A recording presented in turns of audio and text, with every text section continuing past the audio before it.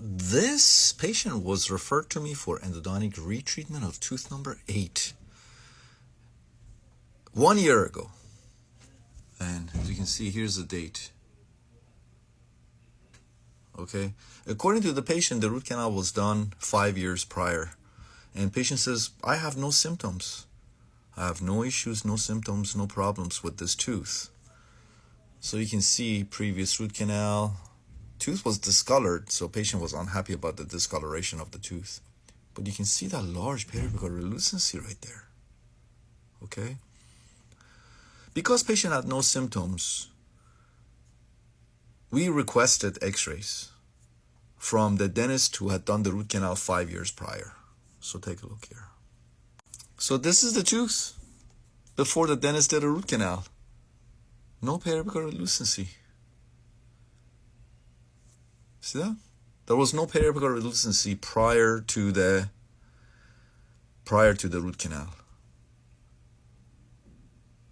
This is another x-ray that we got from the general dentist while he was doing the root canal.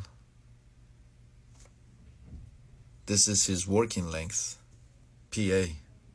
Again, no periapical relucency. Where's the rubber dam clamp? So it's obvious that this dentist didn't use a rubber dam and introduced saliva, bacteria, microorganisms from the patient's mouth as he was doing the root canal. Okay, that's why it's important to use a rubber dam, make sure it's sealed, and do everything under a rubber dam, and everything needs to be sterile and clean and what have you. There's a proper way to do root canals, and this is not the way to do it. And again, you can, as I said, you can see that there was no periapical relucency.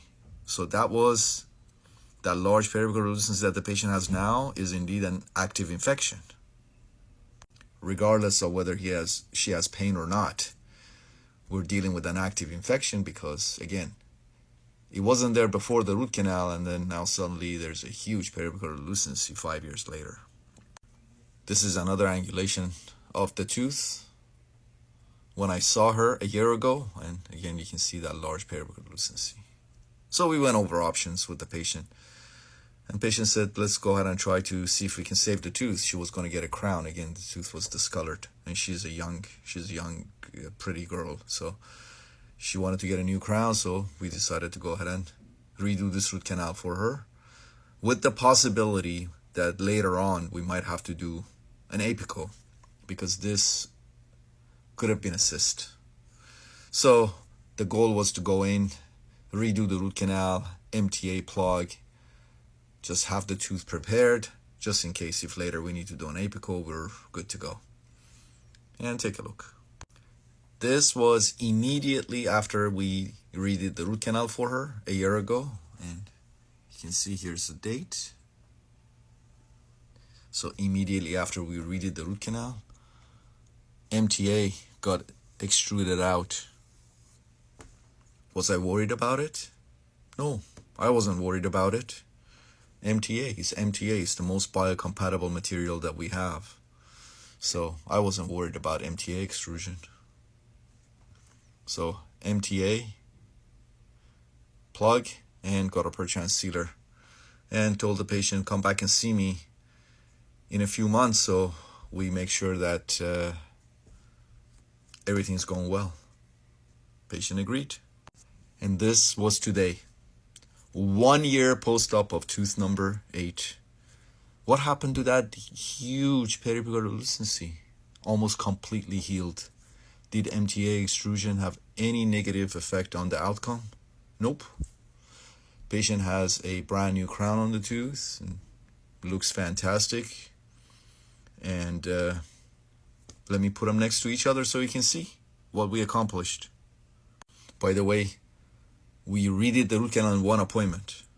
So it was a 1 appointment endodontic retreatment. We didn't do it in multiple appointments like some of you believe that it should be done. Another example of 1 appointment endodontic treatment or retreatment has the same outcome. As long as the canal is dry, you can obturate, and that's what we did, 1 appointment.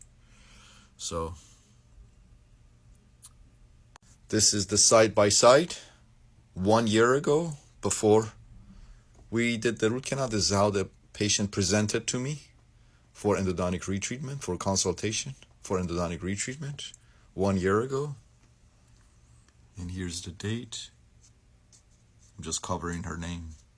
Okay, so as you can see, before we redid the root canal for her in one appointment 1 year ago, and this was just now, 1 year post-op of tooth number 8, and here's the date as you can see today, just now. If I zoom out, you can appreciate what we were able to accomplish 1 year ago today. 1 year post-op of tooth number 8. That huge periapical lucency is almost completely healed. This periapical lucency is bone destruction. So she had a hole right above the tooth under her nose. Huge hole. The infection had just over the years had eaten away and destroyed her jawbone.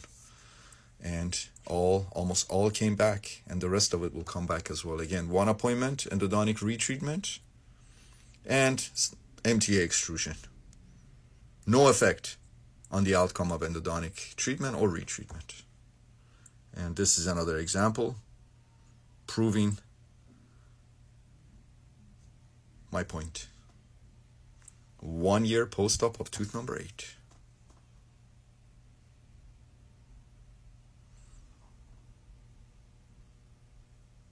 Pre-op, 1 year post-op.